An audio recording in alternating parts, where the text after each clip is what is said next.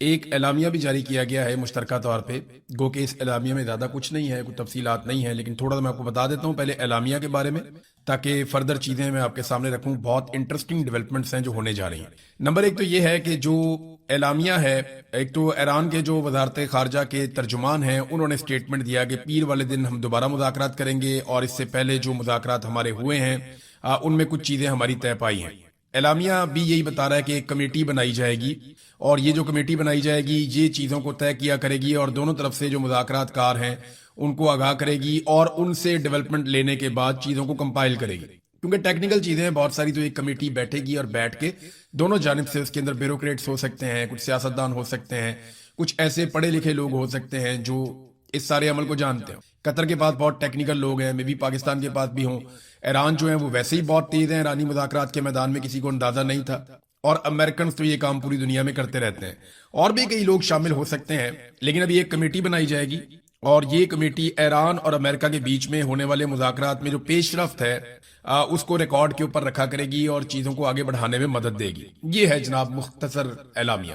اب ہوا کیا وہ میں آپ کو بتا دیتا ہوں۔ دیکھیں، جو فوٹو سیشن ہونا تھا اس کی امیدوں میں تو پانی پھیر دیا۔ اگر فوٹو سیشن آ جاتا تو بہت رولا پڑتا، پوری دنیا میں جناب کامیابی ہو گئی، دنیا کی ہیڈ لائن بنتی، تو ایران نے وہ بننے نہیں دی، انہوں نے وہاں سے بائیک آؤٹ کیا۔ بائیک آؤٹ تو نہیں کہہ سکتے آپ، واک آؤٹ کہہ سکتے ہیں۔ واک آؤٹ کیا انہوں نے کہ ہم یہاں سے جا رہے ہیں، اور اس کی وجوہات انہوں نے سادی سادی بتائی۔ ایک تو ڈونلڈ ٹرمپ بہت بدتمیزی کر رہے ہیں، وہ جو باتیں کر رہے ہیں وہ زیب نہیں دیتی، یعنی وہ لگاتار ہمیں دھمکیاں دے رہے ہیں، لگاتار ہم پہ حملے کی بات کر رہے ہیں۔ تو ایسے ماحول میں جب ہم مذاکرات کر رہے ہیں تو اس طرح کے غیر ذمہ دارانہ بیانات نہیں دینے چاہیے۔ دوسرا، ان کو جو بڑا پرابلم ہے وہ یہ ہے کہ جنگ بندی تو پورے خطے میں ہم نے کی تھی، تو لبنان میں جنگ کیوں جاری ہے، اور اسرائیل وہاں پہ قبضہ چھوڑتا کیوں نہیں ہے؟ جنوبی لبنان کے ایک بڑے حصے پر، اگر آپ میپ میں دیکھیں تو جنوبی لبنان آپ کو یہاں نظر آ جائے گا، یہ ایک بڑا حصہ ہے جنوبی لبنان کا جو اسرائیل کے ساتھ ساتھ اوپر لگتا ہے۔ یہاں پہ اسرائیلی فوج نے قبضہ کر دیا۔ میں نے آپ کو بتایا تھا کہ ایک بہت بڑا بیوفورٹ کیسل ہے، اس کے اوپر بھی قبضہ کر دیا، اس کے پورے علاقے پہ بھی قبضہ کر دیا۔ کئی جو وہاں پہ اسٹریٹجک لوکیشنز ہیں وہاں پہ اسرائیل نے اپنا قبضہ کیا ہوا ہے۔ نیتن یاہو نے کیٹیگوریکلی کہا کہ ہم اب یہاں سے پیچھے نہیں ہٹیں گے، ہماری فوج یہاں سے پیچھے نہیں جائے گی، اسرائیلی فوج جنوبی لبنان نہیں چھوڑے گی۔ نیتن یاہو کا دو ٹوک اعلان، اسرائیلی فوج جنوبی لبنان میں قائم سیکیورٹی زون میں اپنی موجودگی برقرار رکھے گی، اور وہاں سے انخلاء کا فیصلہ صرف اسرائیل کی سیکیورٹی ضروریات کو مد نظر رکھ کر کیا جائے گا۔ یہ وہ کہتے ہیں کہ اسرائیل کا جو شمالی علاقہ ہے اس کے ساتھ اب جو لبنان کا ہے وہ جنوبی ایریا لگے گا نا، کیونکہ ایک طرف کا جنوب ہے ایک طرف کا شمال ہے۔ وہ کہہ رہے ہیں جی اس کو محفوظ رکھنے کے لیے ہم وہ علاقہ خالی نہیں کریں گے، اس کو نہیں چھوڑیں گے۔ اچھا، اب وہاں پہ کیونکہ اسرائیل نے قبضہ کیا ہے تو قبضہ چھڑوانا جو ہے مقامی لوگوں کی ذمہ داری ہوتی ہے۔ اب وہ اپنا قبضہ چھڑانے کے لیے زور لگا رہے ہیں، جسے حزب اللہ کے حملے قرار دیا جا رہا ہے، اور حزب اللہ یہ ہے جو زور لگا رہی ہے۔ تو اس میں امریکہ یہ کہتا ہے کہ حزب اللہ کو کہو کہ وہ اسرائیلیوں کو اپنا علاقہ خالی کرنے پر مجبور نہ کرے، یعنی حزب اللہ کے علاقوں پہ جو قبضہ کر لیا اسرائیل نے وہ قبضہ واپس چھڑوانے کے لیے حزب اللہ کچھ نہ کرے۔ اچھا، حزب اللہ اگر کچھ نہ کرے تو پھر کون کرے گا؟ کسی کو تو کرنا پڑے گا۔ ڈونلڈ ٹرمپ کو زور لگانا پڑے گا، امریکہ کو یا اتحادیوں کو، کہ آپ اسرائیل کو کہیں کہ وہ جو علاقے لبنان کے ہیں وہ لبنان کو واپس کر دیں، اور جنوبی لبنان سے نکل کر اسرائیلی حدود میں واپس چلا جائے، چیزیں نارملائز ہو جائیں گی۔ اب ایران نے فوٹو نہ بنوا کر کافی امیدوں پر پانی تو پھیر دیا، لیکن کچھ چیزیں جو ہے نا بہت ضروری ہے آنے والے دنوں میں، پیر کو دوبارہ مذاکرات ہونے ہیں۔ یہ جو چیزیں ضروری ہے نا ان میں ایک تو یہ ہے کہ ڈونلڈ ٹرمپ پہ کنٹرول، ڈونلڈ ٹرمپ کو اپنے اوپر خود بھی کنٹرول کرنا پڑے گا، اور امریکی اسٹیبلشمنٹ کو بھی ڈونلڈ ٹرمپ پہ کنٹرول کرنا پڑے گا۔ نمبر دو، اسرائیل پر کنٹرول، اسرائیل کو روکنا پڑے گا کہ وہ کوئی چنگاری دوبارہ نہ بھڑکائے، دوبارہ سے پھر آگ لگ جائے گی، دوبارہ جنگ ہو جائے گی۔ نمبر تین، جو فریم ورک ایک بن گیا ہے 14 پوائنٹس کا، اس کے اندر رہنا پڑے گا سب کو، ایران یہ بھی کوشش کرے گا۔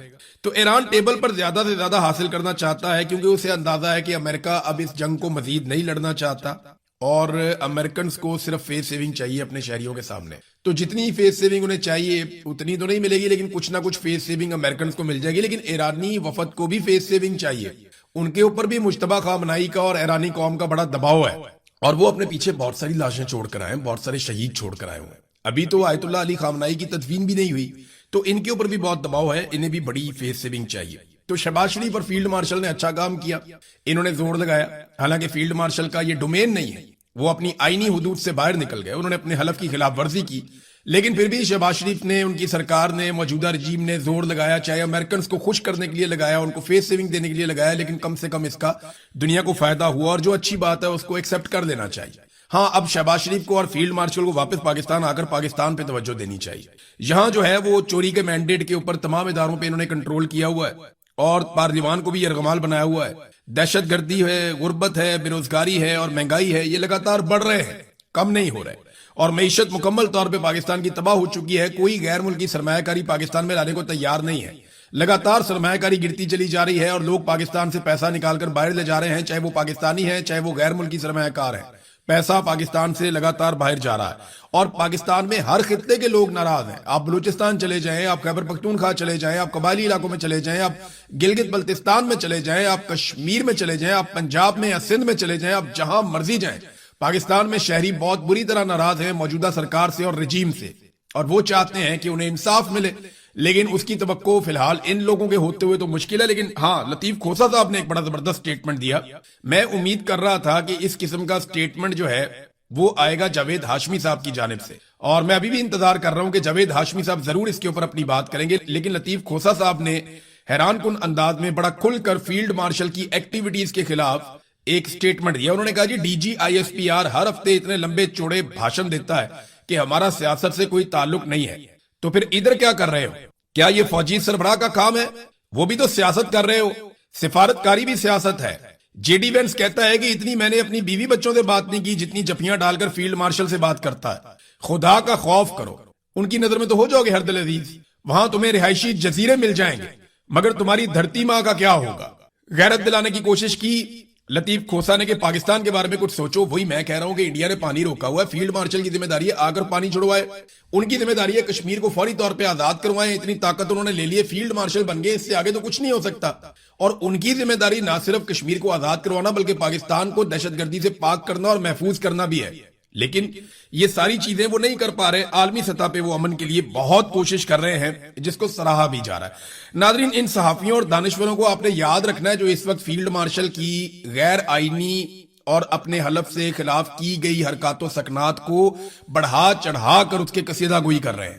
ان صحافیوں کو آپ نے یاد رکھنا ہے. ان کے سب کے آپ نے کلپ, ان سب کے آپ نے اسکرین شاٹ وہ آپ نے محفوظ رکھنے. جب بھی کبھی مستقبل میں یہ جمہوری بننے کا ڈرامہ کریں یا ایکٹنگ کریں تو یہ اٹھا کے آپ نے ان کے منہ پہ مار دینا ہے, کیونکہ ان لوگوں نے اس وقت جو کچھ بھی ہو رہا ہے اس کو جسٹیفائی کیا ہے. عمران خان کے بغض میں اور نفرت میں یہ بلا وجہ ایک ایسے آدمی کی گیم اٹھا رہے ہیں جس کا یہ کام ہی نہیں ہے. میں کل بھی یہ کہہ رہا تھا کہ کوئی ملک اپنے آرمی چیف کو نہیں لے کر آیا, صرف پاکستان اپنے آرمی چیف کو لے کر گیا. کیوں؟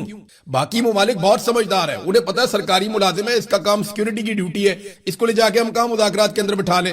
لیکن پاکستان کے اندر آپ کو پتا ہے کہ ان کا ڈنڈا چلتا ہے, ان کی طاقت چلتی ہے, تو جو ان کا دل کرتا ہے وہ کرتے ہیں. تو کل کو اگر یہ جمہوری بننے کا ڈرامہ کریں تو ان کے منہ کے اوپر آپ نے ان کے ٹویٹ اور سکرین شاٹ اور ان کے جو بیانات ہیں وہ نکال کے مار دینے, ان دانشوروں کے اور صحافیوں کے. میں ابھی پڑھ رہا تھا, دیکھ رہا تھا کہ یہ ایک کالم لکھ دیا سہیل وڑائچ صاحب نے ایک, اور اس پہ شاہ محمود قریشی صاحب پہ سنگین الزام لگا دیا کہ وہ اپنی مرضی سے جیل کے اندر ہے. یعنی وہ اس لیے باہر نہیں آتے کہ ان کو سوشل میڈیا کا خوف ہے کہ سوشل میڈیا انہیں غدار کہے گا. یہ عجیب و غریب بات ہے. شاہ محمود قریشی کو بے گناہ ملٹری اسٹیبلشمنٹ نے جیل میں ڈالا ہوا ہے, اور سہیل وڑائچ الزام شفٹ کر رہے ہیں شاہ محمود قریشی کے اوپر ہی کہ جناب آپ اس لیے باہر نہیں آ رہے کیونکہ آپ کے اوپر غداری کا الزام لگ جائے گا, آپ کا سوشل میڈیا آپ کے خلاف ہو جائے گا, اس لیے شاہ محمود قریشی جیل سے باہر نہیں آ رہے. سہیل وڑائچ صاحب, آپ کو اندازہ بھی ہے جیل میں کتنی زیادتی ہو رہی ہے ان کے ساتھ, آپ کو آئیڈیا بھی ہے کہ انہوں نے کتنی بیچارے نے قربانی دی ہے ابھی تک. تو شاہ محمود قریشی پہ ہی شاہ محمود قریشی کی جیل کا الزام لگا دیا. یہ کل کو کہہ دیں گے عمران خان جیل سے باہر اس لیے نہیں آ رہا کہ وہ آنا نہیں چاہتا, وہ بہت تیز ہے, وہ اپنی سیاست کر رہا ہے جیل کے اندر بیٹھ کے.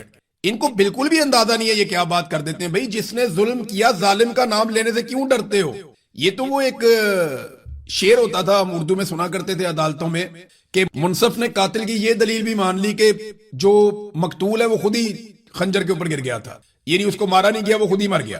یعنی یہ تو اس طرح کی باتیں کرتے ہیں, بیوقوف سمجھتے ہیں قوم کو. شاہ محمود قریشی اس لیے وہ کہتے ہیں جی جیل کے اندر ہے کہ وہ باہر نہیں آنا چاہ رہے, اور اگر وہ باہر آئیں گے ان کے اوپر تنقید ہوگی, تنقید سے گھبرا کے باہر نہیں. اس سیاستدانوں پہ تنقید ہوتی رہتی ہے. یہاں عمران خان صاحب کے ساتھی ہیں, کئی تنقید کی زد میں رہتے ہیں, کئی نہیں رہتے, تو اس کا کیا مطلب لیا جائے؟ جو اچھا کام کرتا ہے, اب باقی پولیٹیکل پارٹیز میں یہ رواج نہیں ہے نا کہ وہ اپنی لیڈرشپ کو تنقید کریں یا اپنی لیڈرشپ کو اکاؤنٹیبل کریں. یا پاکستان تحریک انصاف نے ایک نیا رواج ڈال دیا سوشل میڈیا میں, یہاں بہت لوگوں کو شعور ہے, وہ کھل کر بات کرتے ہیں, صاف بات کرتے ہیں, یہ ٹھیک کام کر رہا ہے, یہ غلط کام کر رہا ہے. تو وہ ایک ہی آدمی کے صحیح کام کو صحیح اور غلط کام کو غلط بھی کہتے ہیں. یہ بھی بات آپ اپنے ذہن میں رکھیں. تو بڑی چالاکی اور ہوشیاری کے ساتھ جو جرم پاکستان کی ملٹری اسٹیبلشمنٹ نے کیا شاہ محمود قریشی کو غیر قانونی غیر آئینی طور پہ غیر اخلاقی طور پہ جیل میں رکھنے کا، وہ سارا ملبہ اٹھا کے شاہ محمود قریشی پہ ہی ڈال دیا. حد نہیں ہوگی بھئی؟ کالم لکھو مہرنگ بلوچ کے ساتھ زیادتی کیوں ہوئی، اس کے بارے میں بولو، بتاؤ کہ وہ ایک نہتی لڑکی ہے بیچاری، آج اس کو عمر قید کی سزا سنا دی. یہ خبر بھی آپ سن لیں. مہرنگ بلوچ کو عمر قید کی سزا سنا دی گئی. راجی مچھی گوادر کے دوران جو احتجاج ہو رہا تھا، ایف سی اہلکار شبیر بلوچ کی ہجوم کے ہاتھوں قتل کے الزام میں مہرنگ بلوچ، صبغت اللہ شاہ جی اور باقی ان کے کچھ اور ساتھی ہیں، بلاج قادر اور تنظیم کے رہنما ابو بکر کلانچی کو عمر قید کی سزا سنا دی گئی. اب یہ کتنی افسوسناک بات ہے. اس پہ میں سمی دین بلوچ کا ایک سٹیٹمنٹ پڑھ کے آپ کو سنا دیتا ہوں. جس دن ہمارے ساتھیوں کے مقدمات کو فیس لیس ٹرائل میں منتقل کیا گیا، پروسیکیوٹر کی جانب سے ججز پر ٹرائل کو تیز کرنے اور سزا سنانے کے لیے مسلسل زور دیا گیا. عدالت کے رویے سے ظاہر ہونے والی بے چینی سامنے آئی. اسی دن ہمیں اندازہ ہو گیا تھا کہ انصاف نہیں ہوگا، بلکہ پہلے سے طے شدہ سزائیں ہمارا انتظار کر رہی ہیں.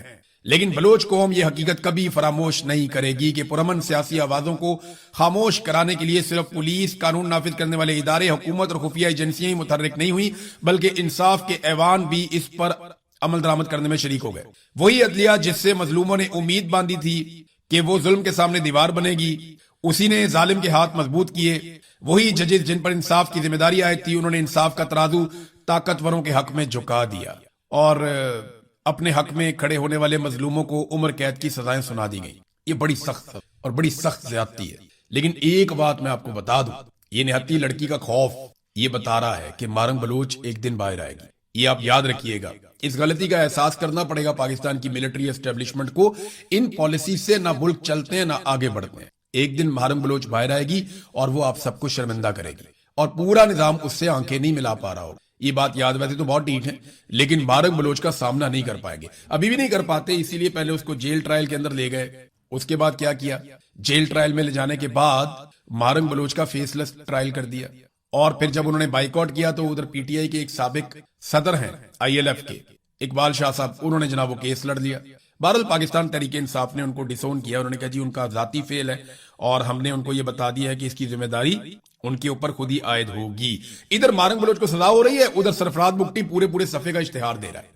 آپ دیکھیں نا کیسے کلیبوریٹڈ ایفرٹ ہوتی ہے، کیسے مل جل کر کام کرتے ہیں. پہلے سے پتا ہے جناب یہ سزا آنے والی ہے، رد عمل آئے گا. اخبارات خرید لو، سارے اخبارات کے فرنٹ پیجز خرید کے وہاں پہ بڑے بڑے اشتہارات چھاپ دیے. جنگ اخبار دیکھ لیں، دنیا اخبار دیکھ لیں، پورے صفحے کا اشتہار چھاپ دیا. اور دیکھیں لکھا کیا ہوا ہے اس کے اوپر لکھا ہوا ہے، یہ جملہ آپ پڑھیں آپ حیران ہو جائیں گے کہ جناب بس ٹھان لیا تو ٹھان لیا. خبر کی طرح کا چھاپا ہوا اشتہار، پورا صفحہ لیا ہوا ہے دنیا کا، وہ آگے جنگ کا بھی. بس ٹھان لیا تو ٹھان لیا. سرفراز بگٹی، بلوچستان کی تاریخ کا انقلابی اور عوام دوست بجٹ ہم نے پیش کر دیا. نیچے شعر و شاعری ہے، بلوچستان کا عہد ہے، فلانے شعبے میں ہم نے یہ کر دیا وہ کر دیا. ادھر مہرنگ بلوچ کو پکڑ کے اندر کر دیا. کوئی ایک سڑک بتائیں جہاں پہ لوگ جا سکتے ہوں. اسی اخبار کے آپ 8ویں صفحے پہ یعنی بیک پیج پہ آپ جائیں تو وہاں خبر چھپی ہوئی ہے کہ یہ جو جل مکسی اور سوراب کے علاقے میں حملے ہوئے ہیں، گورنر ہاؤس کا کیمپ آفس اور ایس ایس پی ہاؤس جو ہے اسے نظر آتش کر دیا گیا ہے. وہاں سے 3 افراد اغوا کر لیے گئے ہیں. یہ ہے جناب بلوچستان کی صورتحال. آج سرفراز بگٹی بغیر سیکیورٹی کے بلوچستان کے کسی ضلع میں نہیں جا سکتا. آج وہ کوئٹہ کے اندر کم سیکیورٹی کے ساتھ بھی نہیں گھوم سکتا. 2-4 گاڑیوں کی سیکیورٹی میں نہیں نکل سکتا. وہ اس کو پوری فوج ساتھ رکھنی پڑتی ہے، پورا میکینزم بنانا پڑتا ہے.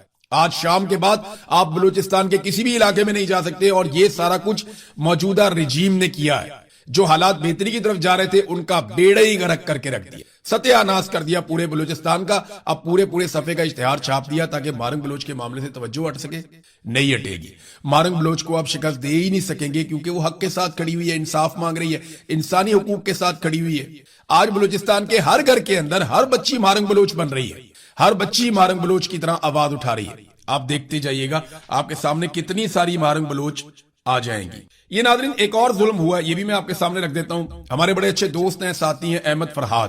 انہیں 16 ایم پی او کے تحت گرفتار کر لیا گیا آزاد کشمیر کے شہر باغ سے. یعنی اب صحافی اور شاعر بھی ان سے برداشت نہیں ہو رہے. ان کا جرم کیا ہے؟ پہلے بھی انہیں 2 ہفتے تک جبری طور پہ لاپتہ رکھا گیا, ان پہ ٹارچر کیا گیا, ان کو زبردستی اذیت دی گئی, اس کے بعد ان کی اہلیہ کے اوپر مقدمہ بنا دیا گیا. ایک کے بعد ایک مصیبت, نوکری کرنے نہیں دیتے, ہر لحاظ سے پریشان کرتے ہیں, مالی اعتبار سے پریشان کیا, بار بار گرفتار کیا, فیملی کے اوپر مقدمات بنا دیے. اور کتنا آپ نے ایک آدمی کو مارنا ہے, کتنا آپ نے ایک آدمی کے اوپر ظلم کرنا ہے, کیا بنانا چاہتے ہیں آپ اسے, کرنا کیا چاہتے ہیں آپ اس کے ساتھ. ہر آزاد دماغ کو آپ قید